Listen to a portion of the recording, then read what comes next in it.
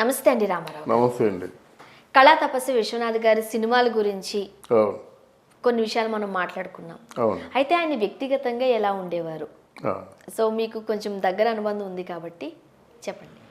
దగ్గర అనుబంధం అంటే ఏం కాదు, ఆయన అంటే నాకు చాలా ఇష్టం. ఆయన గురించి నేను వెండితెరలో ఉంటుండగా చాలా మంచి రివ్యూస్ రాశాను. నేను చాలా మంచి రివ్యూ అంటే మంచి సినిమాలు కదా, మంచి సినిమాలు అంటే మంచి రివ్యూస్ రాయాలి. సినీ హెరాల్డ్లో కూడా మంచి రివ్యూస్ రాశాను. నేను రంగరాజపురంలో చలం గారి ఇంటి ప్రక్కన ఉండేవాడిని. అక్కడి నుంచి మనం అడ్డదారిని రాజా రామ్ ఫిల్మ్ డైరెక్టర్స్ కాలనీలోంచి వస్తుండగాను అట్నుంచి వస్తున్నప్పుడు రైట్ సైడు విశ్వనాథ్ గారి యునైటెడ్ ఇండియా కాలనీలో విశ్వనాథ్ గారి ఇల్లు ఉండేది. ఇప్పుడు ఆయన చూసుకుంటూ వెళ్తుండేవన్నమాట. వాళ్ళ మిసెస్ జయలక్ష్మి గారు, ఇప్పుడు వాళ్ళ నాన్నగారేమో ఉయ్యల్లో కూర్చొని ఊగుతుండేవారు. ఆ పక్కనే చంద్రమోహన్ ఇల్లు. ఇప్పుడు నేను వెళ్తే చంద్రమోహన్ ఇంటికి వెళ్ళేవాడిని. అయితే విశ్వనాథ్ గారితో మన పెద్ద నమస్కారం పెట్టడంతో పెద్ద అనుబంధం నాకేం లేదు. కానీ ఒకసారి ఎందుకో నాకు ఒక పిచ్చి ఆలోచన వచ్చింది. నేను విశ్వనాథ్ గారి దగ్గర చేరుదామని చెప్పేసి వెళ్ళానమాట. ఇక్కడ ఎందుకు చెప్తున్నానంటే కారణం ఉంది. ఆయన వర్గీయులు తప్ప, ఆయన సామాజిక వర్గంలో ఉన్నవారిని తప్ప ఎవరిని చేర్చుకోడు అన్నంత వరకు దాన్ని విభేదిస్తూ చెప్తున్న మాట ఇది. వెళ్ళాను, వెళ్తే మాట్లాడుకున్నాము, సినిమాల గురించి మాట్లాడుకున్నాం, అన్నీ మాట్లాడుకున్నాం, బాగానే ఉంది. బాగానే ఉంటే అక్కడ చేరుతాను అని చెప్తే చేరమని చెప్పారు ఆయన. చేరమని చెప్తే తర్వాత నేను ఊరుకుంటే బాగుండు కదా. ఏంటి ఇప్పుడు నేను దాసరి గారి దగ్గర 2 పిక్చర్లు చేశాను. నేను సర్కస్ రాముడు చేశాను, మన గోరింటాయి పిక్చర్ కూడా చేశాను అండి. అప్రెంటిస్గా సర్కస్ రాముడు అసిస్టెంట్ డైరెక్టర్ చేశాను అని చెప్పేసరికి వెంటనే అక్కడ ఆయన అంత మంచి డైరెక్టరు, ఆయన దగ్గర పని చేస్తున్నా నా దగ్గర పని చేస్తావు నువ్వు, ఈ మాట ముందు చెప్పలేదే అని చెప్పేసి చిన్నగా మందలిస్తూ, నువ్వు అక్కడ పని చేయడమే శ్రేయస్కరం, నా దగ్గర పని చేయడం కాదు. నువ్వేదో ఫ్రెష్గా వచ్చి నా దగ్గర జాయిన్ అవుతున్నావు అనుకున్నాను, చదువుకున్న కుర్రాడు కదా అని చెప్పి జాయిన్ అవ్వమని చెప్పాను. కానీ నువ్వు 2 సినిమాలు అక్కడ చేస్తే ఇక్కడ జాయిన్ అవ్వాల్సిన అవసరం లేదని చెప్పాడు అన్నమాట ఆయన. అది అదో మంచి అనుభవం నాకు. తర్వాత నేను సినిమాకి డైరెక్షన్ చేసేటువంటి పరిస్థితుల్లో వెళ్ళి కాళ్ళ నమస్కారం చేశాను. అనుకున్నాను చాలా తక్కువ టైంలో నువ్వు డైరెక్ట్ అవుతావని. అలాగే చాలా తక్కువ టైంలో, నేను ఒక 3 సంవత్సరాల్లో డైరెక్టర్ అయిపోయాను దాసరి గారితో పనిచేసి. ఇక్కడ ఆయనకి సెట్లో చాలా కోపంగా ఉంటారమ్మా. సెట్లో ఏదైనా కొంచెం సీరియస్గా సీన్ ఎక్స్ప్లెయిన్ చేస్తున్నప్పుడు ఎవరైనా వచ్చి కాఫీలు అందించినా టిఫిన్లు అందించినా పటేలమని కొడతారన్నమాట. అవి పడతాయి.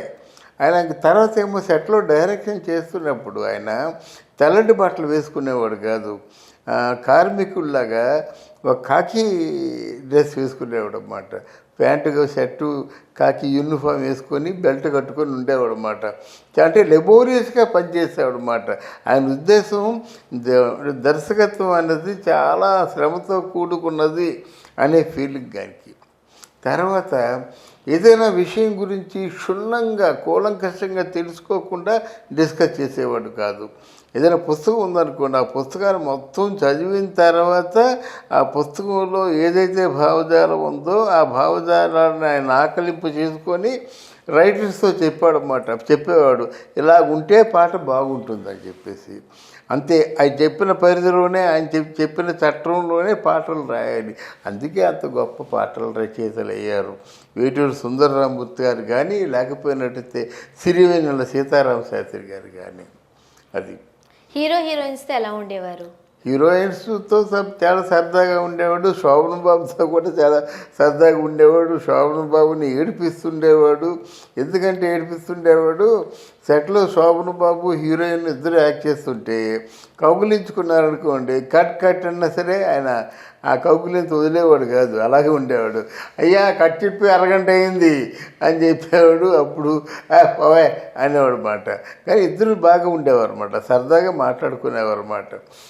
అదొకటి మంచి బాగా ఉండేది. తర్వాత చంద్రమోహన్ వాళ్ళకి మంచి అనుబంధం ఉంది కదా. చంద్రమోహన్కి బాలసుబ్రహ్మణ్యం గారికి మన విశ్వనాథ్ గారికి బంధుత్వం కూడా ఉంది. అది తర్వాత హీరోల్లో శోభన్ బాబుతో చాలా బాగా ఉండేవాడు. కమల్ హాసన్, ఎందుకంటే విశ్వనాథ్ గారిని బాగా అర్థం చేసుకున్న వ్యక్తి ఎవరైనా ఉన్నారంటే కమల్ హాసన్ అన్నమాట. చాలా అద్భుతమైన పెర్ఫార్మెన్స్, ముఖ్యంగా శుభ సంకల్పంలో మరి ఆయన తాలూకు పెర్ఫార్మెన్స్ కమల్ హాసను ఆయన్నే హైలైట్ చేస్తూ ఈయన మత్స్యకారుడిగా యాక్ట్ చేశాడనమాట. అది మర్చిపోలేము. అది తర్వాత ఎవరితో చేయించినప్పుడు కూడా పీక్స్కి వెళ్ళి చేసేవాళ్ళు అక్కడ. నాగేశ్వరరావు గారు చేసినప్పటికీ, చిరంజీవి గారు చేసినప్పటికీ వాళ్ళు 100% పెర్ఫార్మెన్స్ కూడా వచ్చేంత వరకు ఒప్పుకునేవారు కాదు. తర్వాత ఏంటంటే మన ఆదూరి సుబ్బారావు గారిలో ఉన్న మెలో డ్రామా, ఆయన డైలాగులో ఉన్న డెప్త్, ఆయన డైలాగ్ చెప్తుంటే అప్రయత్నంగా ఎట్లాంటి వారికైనా ఇది సినిమా అని తెలిసినప్పుడు కూడా గిర్రున కళ్ళమ్మడి నీళ్ళు వస్తాయన్నమాట. అది విశ్వనాథ్ గారిలో ఉంది. తర్వాత విశ్వనాథ్ గారికి సెక్స్ పట్ల మక్కువ ఎక్కువ. ఎందుకంటే ఆయన సెక్స్ లేనిది సినిమా ఏముంటుందయ్యా అని చెప్పేసి ఆడమగల మధ్య కూడా సెక్స్కి చాలా ఇంపార్టెన్స్ ఉంటుంది కదా అంటూ సున్నితమైన సెక్స్, అందమైన సెక్స్, అంటే తలుచుకుంటుంటే శృంగారం ఎంత శోభగా ఉంటుందా అని అనిపించే సెక్స్. చూడండి, ఏ సినిమాలు చూడండి, కమల్ హాసన్ వీపు రుద్దుతుంటుంది దీప స్నానం చేస్తూ ఉంటుంది. అలాగే మనసు పలికే పాట తీసుకోండి, మన రాధిక, కమల్ హాసను. నిజంగా వాళ్ళు ఆ భావాలు ఎలా వస్తాయో, ఎలా పలికిస్తారో డెఫినెట్గా విశ్వనాథ్ గారికి ఆ దృష్టి ఉంది కాబట్టి అంత చక్కని, అంత శోభాయమానమైన భావాల్ని పలికించి అబ్స్ట్రాక్ట్ చేయగలుగుతాడు అన్నమాట విశ్వనాథ్ గారు. సెట్లో చాలా సీరియస్గా ఉంటారు. ఆయన అనుకున్న ఎఫెక్ట్ రాకపోతే అసలు వెలువెల్లాడిపోతారన్నమాట. ఇక డ్యాన్స్, డ్యాన్సు షూటింగ్ చేస్తున్నప్పుడు కూడా ఒకరే డైరెక్టర్, రాజు శేషు ముందు చూసేవారు. తర్వాత రాజు పైకి వచ్చేసాడు శేషు.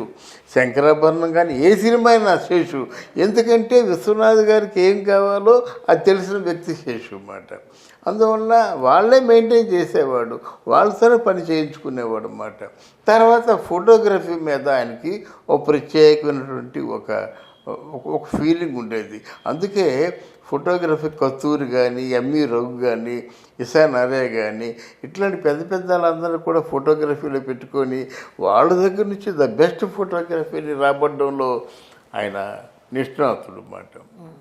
అలాగే మ్యూజిక్ కూడా ఎక్కువ మంది మా కేవి మహాదేవన్నే పెట్టుకునేవాడు, మామ అనేవాడు. వెళ్ళినప్పుడు రకరకాల పళ్ళు తీసుకెళ్ళి ఆ పళ్ళని కోసి పెట్టేవాడు, ఎంత ఆనందించేవారు. తర్వాత ఏంటంటే విశ్వనాథ్ కేవి మహాదేవన్ తప్ప ఇంకెవరినీ పెట్టుకోలేదు. ఆ చివరిలో ఈ ప్రొడ్యూసర్ల తాలూకు బలవంతం చేసినట్టయితే ఇళయరాజాని పెట్టుకున్నాడు అన్నమాట.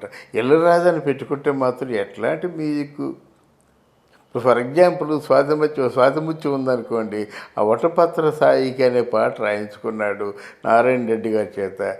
ఏ తల్లి అయినా ఆ పాట పాడకుండా ఉంటుందా? ప్రపంచవ్యాప్తంగా ఉన్న తల్లుల్లో ఉయ్యాల్లో బిడ్డను వేసినప్పుడు ఆ వటపత్ర సాయికి పాటే వస్తుంది.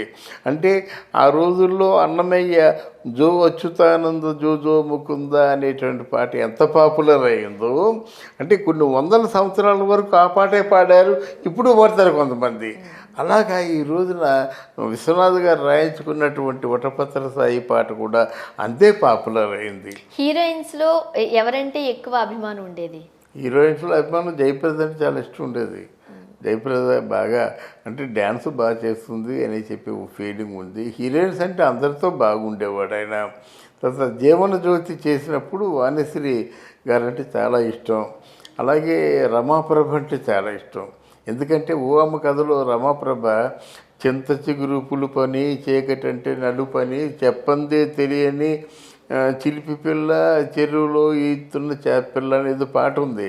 అది ఎంత బాగా చేసిందో రమాప్రభ. అందుకని ఆయనకి చాలా ఇష్టం. ఎంత బాగా చేస్తావు నువ్వు అనేవాడు అన్నమాట. ఆల్మోస్ట్ ఆల్ పెద్ద అడ్మైరర్ రమాప్రభ అంటే.